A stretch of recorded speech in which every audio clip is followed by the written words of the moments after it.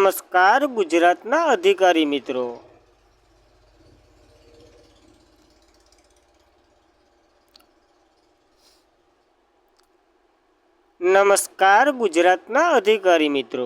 આજે આપણે જોવાના છે 11 જૂન 2025નું મોસ્ટ ઇમ્પોર્ટન્ટ કરંટ અફેર. તે પહેલાં ખાસ કરીને ચેનલ ઉપર નવા હોય તો ચેનલને સબસ્ક્રાઈબ કરી લેવી, વિડીયો પસંદ આવે લાઈક કરવો અને તમારા મિત્રો સુધી અવશ્યથી શેર કરી દેવો. તો ચલીએ શરૂઆત કરીએ આજના ક્લાસની. તો તાજેતરમાં જ આંતરરાષ્ટ્રીય અલ્કાઇન્સ દિવસ 2025 ક્યારે મનાવવામાં આવ્યો? તો 9 જૂનના રોજ મનાવવામાં આવે છે આ દિવસ, જે પુરાતત્વીયનો કારણે છે. એવી એક જગ્યા જે દસ્તાવેજ, હસ્તપ્રતો અને ફોટોગ્રાફ, વિડીયો અને અન્ય સામગ્રીનો સંગ્રહ કરવામાં આવે, જે જૂથ સંગ્રહ અથવા તો વ્યક્તિના ઇતિહાસ અને કારીગર વિશે માહિતી આપે, એને અલ્કાઇન્સ કહેવામાં આવે છે. તો એ શબ્દ જોઈ લેવો પહેલાં. પછી તો કે દર વર્ષે 9 જૂનને આંતરરાષ્ટ્રીય અલ્કાઇન્સ દિવસ તરીકે ઉજવવામાં આવે છે. આ દિવસ આપણા સમાજના જે રેકોર્ડ અલ્કાઇન્સ અને મહત્વપૂર્ણ કરે છે. આની ભૂમિકા વિશે જાગૃતિ અને સમર્પિત માટે સૌપ્રથમ 2008માં દિવસ ઉજવવામાં આવ્યો હતો અને ત્યારથી દર વર્ષે ઉજવવામાં આવે છે. શા માટે 9 જૂન? તો કે ઇન્ટરનેશનલ કાઉન્સિલ ઓફ અલ્કાઇન્સની સ્થાપના થઈ હતી 9 જૂન 1948માં અને આનું હેડક્વાર્ટર પેરિસ, ફ્રાન્સ ખાતે છે. પ્રમુખ તો કે જોન્સી કિમ્પન્સ છે. તો યાદ રાખવું એટલા માટે ઉજવવામાં આવે. અને આની સાથે એક સપ્તાહની પણ શરૂઆત થાય, આંતરરાષ્ટ્રીય અલ્કાઇન્સ સપ્તાહ, જે 9થી 13 જૂને મનાવવામાં આવે છે.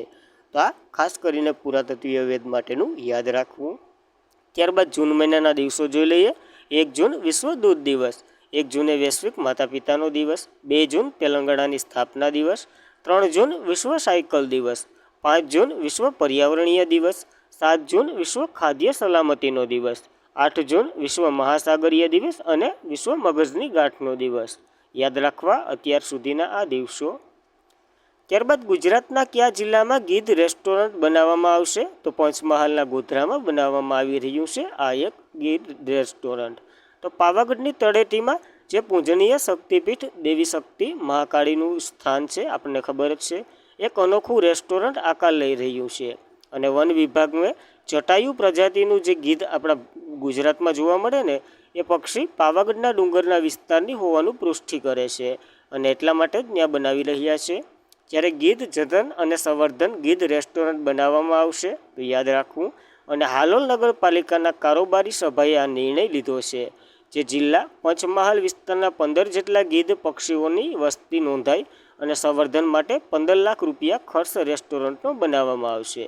તો ખાસ એક રેસ્ટોરન્ટ આકાર લઈ રહ્યું છે એ ગીધ માટે, એ યાદ રાખવું આપણને. તો ભારત કયા વર્ષે બ્રિક્સ સમિટનું આયોજન કરી રહ્યું છે? તો આના પછીની એટલે કે 2026નું કરી રહ્યું છે અને આવૃત્તિ તો કે 18મી હશે. તો બંને જોઈ લઈએ. અને મોસ્ટ ઇમ્પોર્ટન્ટ પ્રશ્ન છે, ભારત 2026માં આગામી બ્રિક્સ સમિટ મંચનું આયોજન કરશે. જે લોકસભાના અધ્યક્ષ ઓમ બિરલા હાલ બ્રાઝિલમાં હાલે ને, જે 17મી બ્રિક્સ સંસદીય મંચ, એમાં ગયા હતા અને એ પ્રસંગે જ આ જાહેરાત કરી છે.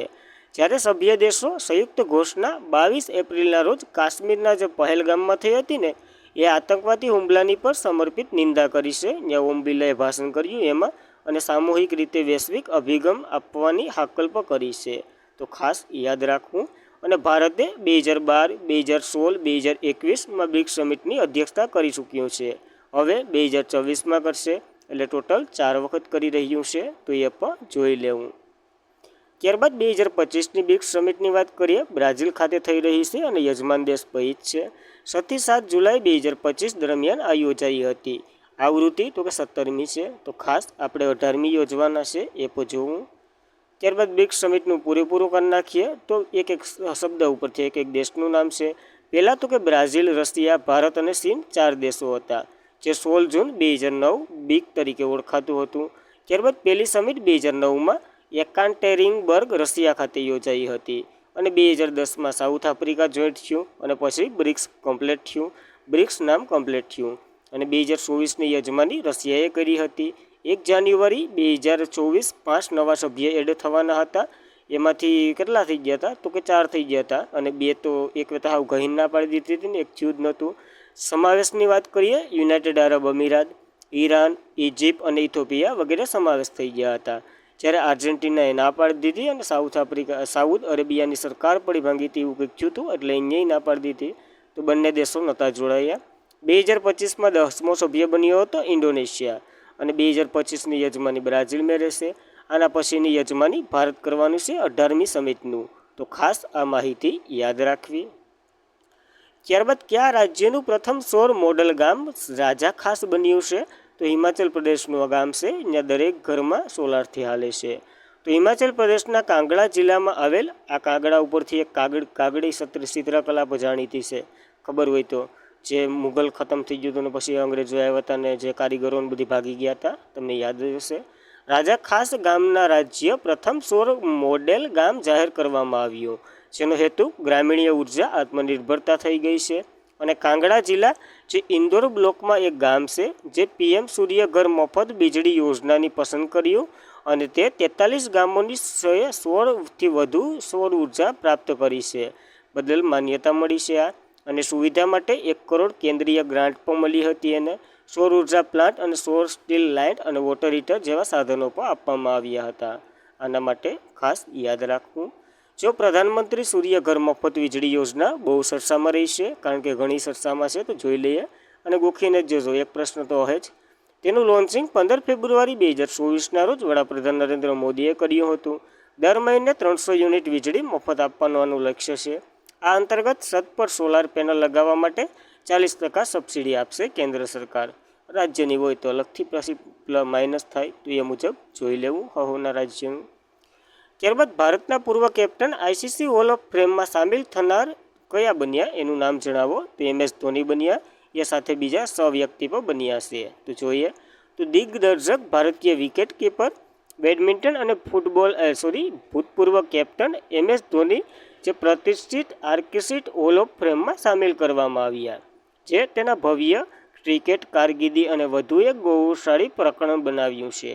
આ આંતરરાષ્ટ્રીય ક્રિકેટ પરિષદે જાહેર કરી દીધું કે ધોની આ વર્ષના સન્માનિત 7 ક્રિકેટરોમાં સમાવેશ છે, જેમાં મેથ્યુ હેડલ એક ઓસ્ટ્રેલિયાના છે, હાશિમ અમલા દક્ષિણ આફ્રિકાના છે, જેવા વગેરે વિદ્વાનો સામેલ છે. આ સાથે બધાએ આપણે કંઈ કામના નથી, ખાલી આપણું યાદ રાખો એટલે ઘણું છે.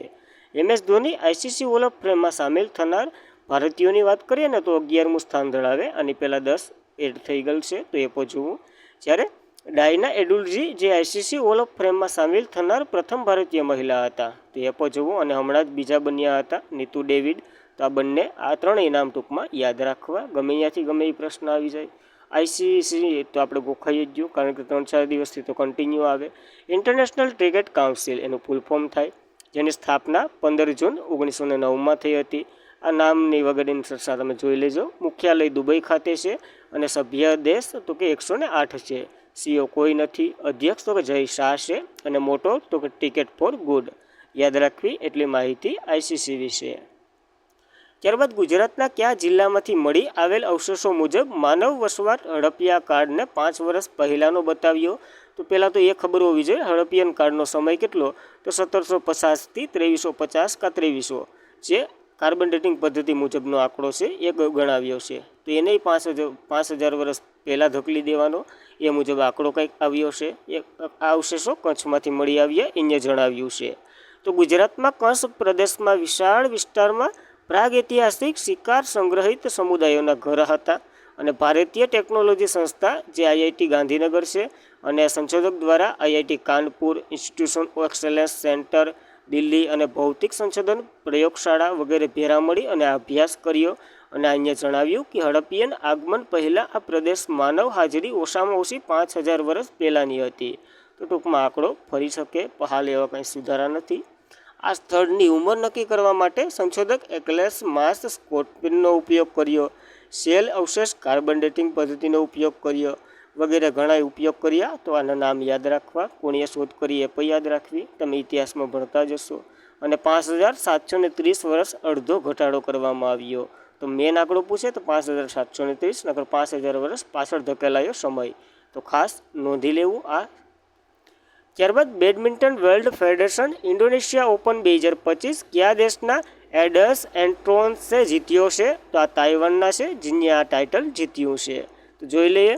બેડમિન્ટનમાં વિશ્વના 3જા નંબરના ખેલાડી એન્ડ્રેસ એન્ટોન્સે રવિવારે તાઇવાનના જે શો ટિએન હરાવી અને પહેલો ઇન્ડોનેશિયન ઓપન ટાઇટલ જીત્યું છે, જ્યારે દક્ષિણ કોરિયાની એસ સેયંગ જકાર્તાએ પોતાની બીજું ચેમ્પિયનશિપ જીત્યું છે. હવે કોણ જીત્યું એ જોઈ લઈએ. મહિલા સિંગલમાં સેયંગ શિન જીત્યા, જે તો કે જિયાનીને હરાવી, એટલે વાંગ જિયાની છે ને એને હરાવીને જીત્યા છે.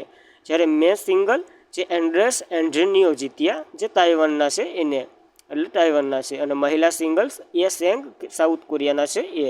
તો ખાસ કરીને આ બે નામો યાદ રાખવા, સિંગલના, ડબલની કંઈ જરૂર નથી. બેડમિન્ટન વર્લ્ડ ફેડરેશન દ્વારા આનું આયોજન થાય છે, એને ઇન્ડોનેશિયા જકાર્તામાં થયું હતું. 1937માં આની સ્થાપના થઈ હતી. મુખ્ય મથક કુઆલમપુર મલેશિયામાં છે. અને રાષ્ટ્રપતિ થાઈસિંગ ખુંડિક એટલે કે થાઈલેન્ડના ખુનિંગ પટામાં છે.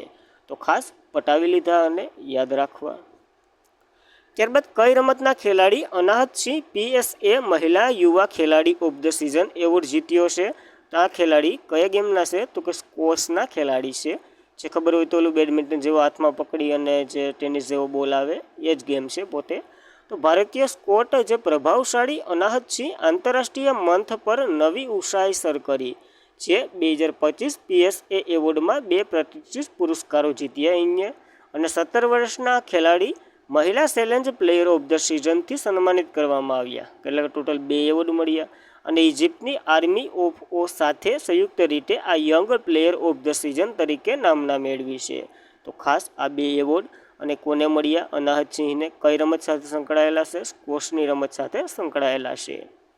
ત્યારબાદ તાજેતરમાં જ કોને ફર્ટિલાઇઝેશન એસોસિએશન ઓફ ધ ઇન્ડિયાના ચેરમેન તરીકે નિયુક્ત કરવામાં આવ્યા? તો શૈલેષ મહેતાને નિયુક્ત કરવામાં આવ્યા છે આના માટે. તો જોઈએ તો દીપક ફર્ટિલાઇઝેશન એન્ડ પેટ્રોકેમિકલ કોઓપરેશન લિમિટેડના managing director Shailesh Mehta fertilisation association of ઇન્ડિયાના નવા ચેરમેન તરીકે નિયુક્ત કરવામાં આવ્યા, જે ઉદ્યોગમાં 40 વર્ષથી વધુ અનુભવ ધરાવે. મહેતા પારદર્શિતા ફોસ્ફરસ લિમિટેડના MD અને CEO જે સુરેશ કૃષ્ણ છે ને એનું સ્થાન લઈ રહ્યા છે. તો બંને નિયુક્તિ યાદ રાખવી, કારણ કે સુરેશ કૃષ્ણનું સ્થાન લઈ રહ્યા છે અને કોણ બનશે? તો મહેતા, મિસ્ટર મહેતા. ત્યારબાદ કયા રાજ્યના પ્રખ્યાત વિદ્વાન દાજી પ્રણશિલેકનું 92 વર્ષની વયે અવસાન થયું છે? તો મહારાષ્ટ્રના વિદ્વાન, સાહિત્યકાર ને વગેરે વગેરે જે કહેવું એ પ્રખ્યાત વિદ્વાન, લેખક અને સાહિત્યકાર વિવેચક દાજી પ્રણશિલેકનું, જેમણે નરહરિ વિષ્ણુ શાસ્ત્ર તરીકે જાણીતા હતા, જેનું 92 વર્ષની વયે અવસાન થયું. ક્યાં? તો કે મહારાષ્ટ્રના થાણે ખાતે. અને મહાભારત, અનેકનાથ ભાગવત, ભાગવત રામાયણ, ભારતીય મહાકાવ્ય અધિકૃત, પ્રણશ્રી, મરાઠી સાહિત્ય વગેરેમાં એનો બહુ મહત્ત્વનો ફાળો છે. હવે અવસાન પામ્યું તો આપણા વચ્ચે નથી રહ્યા. 2 મિનિટનું મૌન લઈ લઉં અને આજ આપણે સમાપ્ત કરી દઈએ. આજના માટે એટલું જ હતું. ખાસ કરીને મિત્રો, વિડીયો પસંદ આવે લાઇક કરી દેવો નાનો ભાઈ સમજીને. Thank you for watching this video. જય હિન્દ, જય ભારત.